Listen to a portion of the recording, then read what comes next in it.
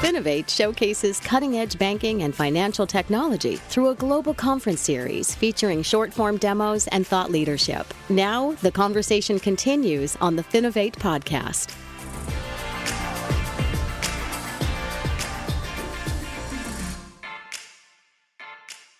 Hi, and welcome to the Finovate podcast. Joining me today, we have Best of Show winner SESAMm from FinovateEurope. Sylvain Forte, their CEO and co-founder, is with us. Sylvain, thank you so much for joining me. Thanks a lot. Hi, it's a pleasure to be with you. Excellent. So for those of you who don't know, FinovateEurope wrapped up in London back in March. All of the demo videos are up online right now. You can go and take a look at them at finovate.com. If you haven't checked out the video for SESAMm, I highly recommend that you do that. They were one of the ones that our audience selected as Best of Show. And Sylvain, can you kick things off by just giving us a quick overview for people who haven't seen your demo video of what SESAMm is all about? Sure, it would be my pleasure. So I'm Sylvain, CEO and co-founder of SESAMm. We're an AI company focusing on analyzing billions of articles and messages from the web in real time using a technology called natural language processing. So we basically process text data and we derive insights that are consumed by finance professionals and corporates. And we have the ability to screen an enormous 20 billion articles and messages and to detect things like environmental, social, and governance risks, early warnings, analyzing competitors, measuring sentiment on companies and on concepts. And we're a team of close to 100 people now, growing very fast, with a majority of data scientists and NLP experts. And personally, I have an engineering background. Started the company during my study, and I'm very, very passionate about AI. And the quick story is also 3 days ago, I was just nominated to Forbes 30 under 30. So that is also a good recognition of the work that the company is doing and the growth that we're seeing as a fintech startup. Yeah, no, that's great. That's got to be really validating, and congratulations. Thanks. So one of the things that I thought was really helpful, you started off your demo by digging into Wirecard, a company that went bankrupt a couple of years ago, and you made the case on stage, and it was a convincing case that it would have been possible to see their difficulties coming based on information that was generally available at the time. Can you talk a little bit about what kinds of pieces SESAMm was able to see that nobody else was able to see that would have given you that indication that there was a problem here? Yeah, one of the ways that we process data is that we basically have access first to a number of highly local sources in local language that we can process in real time. So think very local journals corresponding to companies that either no one covers or subsidiaries of large companies which may be exposed to local controversies. And in addition to that, we have a knowledge graph where we're going to map a group directly to its subsidiaries, to its brands, products, C-level executive. That really gives us the ability to dive into topics that mainstream media may not have linked to the company automatically. And in the case of Wirecard, one of the key information that we found is there were initial accusations of fraud in their Singapore subsidiary specifically, in local journals that were not being picked up by mainstream media at the time. And that was more than 6 months prior to the scandal really emerging in mainstream media. And what's interesting is for us is identifying these local pieces of information in local language and also finding the patterns using natural language processing in order to have them emerge as an actual alert. So making sure that we can link them to the right topics. For Wirecard, it's actually fraud, and we need to make sure that this is properly understood by the system so as to raise that initial alert for investors. Yeah, I mean, so certainly I think there's obviously being able to go deeper, but this information is publicly available. How come you're able to see it and other people weren't able to kind of get that and make that connection? It's primarily a question of size, actually. It's just that there is a lot of content on the web, and not all of that content is well structured. So on our side, we basically structure around 20 billion articles and messages so that it becomes easily searchable and so that finding patterns becomes something that is more easier for investors and also more affordable. And so that means that we have access to more than 4 million different websites in 100 different languages. And we also have the ability to track that over time as we have a 13 years archive, enabling us to find an anomaly in a specific behavior. For example, volumes of data on a specific company that are much, much higher than the average over a period. and things that we can identify as potential risks.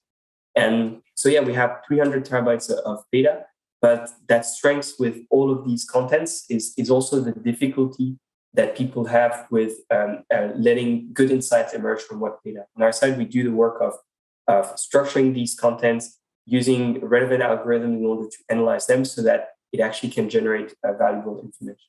Yeah, no, I mean, really interesting. And there are a couple of kind of data points that you offered there that I just want to highlight again that kind of go to how powerful the tool really is. How many terabytes of data did you say that you've been able to collect so far?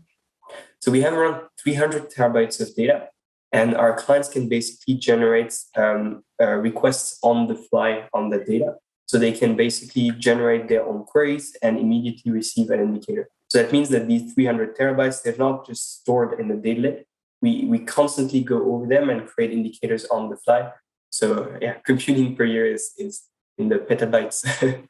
Yeah, I mean, that's amazing. And I think also looking at, 13 years of data, what an interesting 13 years you have seen. You've got kind of financial crisis on one side of it, a decade of kind of boom time in the middle, and then this pandemic on the other side of it. So you guys are getting a nice kind of diverse mixture of data, which is really interesting. And obviously, if you could unpack all of those pieces, all those insights, there's quite a bit there. So now let's switch and talk a little bit about the use cases for this.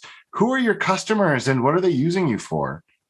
So we have a variety of different customers, primarily in the financial sectors. So banks, asset managers, funds, private equity players, and also more and more corporates that are using these types of solutions.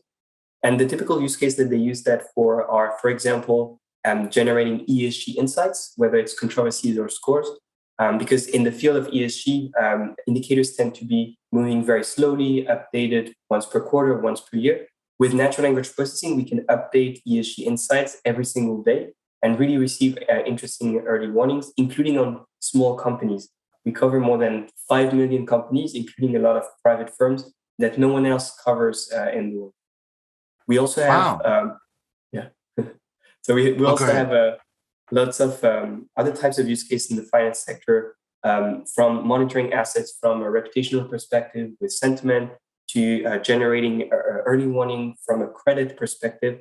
And even right now, finding information on macro topics such as the Ukraine war that we're actually monitoring, including in specific Russian propaganda websites, so as to understand what is being said, what is the potential impact on commodities and natural gas more specifically, and also how are companies exposed to that topic in the way that they are mentioned in the press and in social media. Wow. I mean, so clearly a lot of different places you can point this tool. I think investment makes a bunch of sense. It's really easy to see that. How are some of the banks who are in the Finovate audience? That's sort of who our show was aimed at. And clearly your demo resonated with that room full of bankers in London. How are banks and other financial institutions using you guys? Yeah, and banks are definitely some of our main clients because they can use these tools in a number of different topics. Asset management, parts of the bank can use that for investment purposes, but they can also use this in order to track their own clients and their own suppliers, for example, from an ESG perspective, and get the kinds of insights that asset management traditionally receives, but really in other parts of the bank. And we work a lot with data science groups inside banks, with the CIO, with analytics groups and ESG teams, also and sustainability, which can all consume part of the solution for their own use case and can leverage the NLP capability to customize their own indicators. Wow. No, I mean, I think it's really easy to see. And one of the fun things about technology like this is that you can really apply it towards so many different things. You've built the tool, and now I'm sure there are people who are out there kind of taking it and pointing it at things that you didn't necessarily expect or using it creatively. What are some of the different ways that people who are using your technology that you kind of never saw coming? 5 years ago when you started working on this, started thinking about this, are people doing anything that's sort of out of the ordinary with it? Yeah, well, one thing that is really cool for us is that we really started as a fintech company purely focusing on public markets. And we progressively extended to private equity. And now we're seeing more and more corporate use cases, for example, in the healthcare sector or beauty sector, food, etc., So companies that have a data marketing team that is looking to leverage natural language processing in Altex and that sees that technology as a way to find insights that are relevant to their own use case that we don't know as a team, but that they are really familiar with. And for example, people use this in order to identify potential M&A targets, smaller brands that they could acquire, for example, in the food sector, and finding the ones that are really emerging as key players in the space, or people are using that in their corporate social responsibility group in order to track their own suppliers and making sure that there isn't any potential issue and making sure that they can spend less time monitoring them on an active basis, but rather receiving the ESG insights straight in their mailbox and in their system. And we discover new use cases every day. That's the really, really cool part. Yeah, no, that's the really fun thing is seeing what other people can do with what you've built and where they can point it. But I think the M&A space makes a lot of sense. It can be difficult to kind of do that due diligence, no question. So let's talk a little bit now about the demo itself. Obviously, getting up there on stage, you were able to create that connection with the audience. What was your mindset like as you were backstage about to come up into those bright lights? Can you talk us through that a little bit?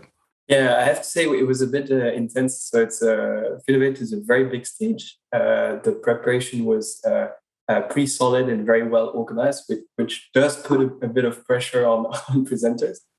The demos were also very cool. We saw people coming in with a virtual reality headset, for example, and I was just with my small computer and my demo coming on stage. But the feedback was very good and the pitch went well. And I think it also shows and demonstrates how useful the tools that we develop can be for investment professional, for corporates, and how this really resonates with actual use cases that people have. Yeah. So did you have any idea when you were kind of getting ready to go out there that you were a potential Best of Show winner? Was that thought on your mind at all in that moment? Or did you just want to really kind of focus on getting through those 7 minutes? No, more like getting through initially. So I wasn't too happy at the start, but I'm really glad that things went well. And we really were very happy about the exposure, mostly having this ability to showcase our solution to a lot of banks at the same time, to also a lot of venture capital firms, etc. Anyone that we can collaborate with in the future. And winning the competition was really a big win for us and something that we are very happy about. But we didn't come with that objective in mind. We're just happy about the exposure. Yeah, no, 100% agreed. It's always the companies that are kind of focusing on getting those conversations going who ultimately make that big connection with the audience. So we've got about 2 minutes left here, and I want to end by just looking towards the future, looking at the amount of data that you've been able to collect, the amount of data that's available. Obviously, there's going to just be more and more kind of coming into the system that'll give you the ability to get these insights. What does the future look like when it comes to this kind of technology, 3, 5, or 10 years down the line? At some point, are we looking at just being able to have kind of every single piece of data that's online being able to come into a platform like this to be analyzed and screened? Or are there some limiting factors somewhere that will eventually keep people from being able to kind of take it to this huge extreme? Yeah, that's a good question. So for us, the objective is really to become the reference worldwide in natural language processing web insights. So meaning any firm that is thinking about doing NLP on web data should hopefully think about SESAMm in the future. That's an ambitious goal, and one that is driven by our ability to constantly increase the amount of data that we have. We augment the size of our data lake by around 30% per year. There are always limits to that, limits sometimes linked to the centralization of the web, which tends to appear, and some media controlling information in a tighter way. We hope this trend continues to go in the right direction and that the web remains open enough so as to enable use cases like ours, and so as to ultimately enable corporates and investors to make better decisions. So that's what we are looking to do, helping people make more informed decisions. And we need the right data and the right algorithms to do that. So we're going to fight for that in the future. Yeah, no, it's really very simple at the end of it, right? It all comes down to just having information that you need to make an informed, intelligent decision. And there are no shortage of difficult decisions that people are going to have to make. There's no shortage of information that people are going to have to try and account for in there. So I think there's quite a bit still to come. And obviously, winning Best of Show at Finovate is a great validation of where you are at the moment. So again, for anybody who hasn't seen it, check out their demo video at finovate.com or on the Finovate YouTube channel. See their 7 minutes, see what they're all about. Sylvain, thank you so much for joining me today and talking us through everything. It's been a pleasure. Thank you very much, Greg. The Finovate podcast is produced by Informa Connect in association with Provoke.fm Media. Check out Finovate.com for information on Finovate's upcoming shows and to learn how you can get involved. The discount code Finovate Podcast will save you 20% on tickets to all of our events. And you can email us at info@finovate.com for information on sponsoring, speaking, or demoing. Thanks for listening.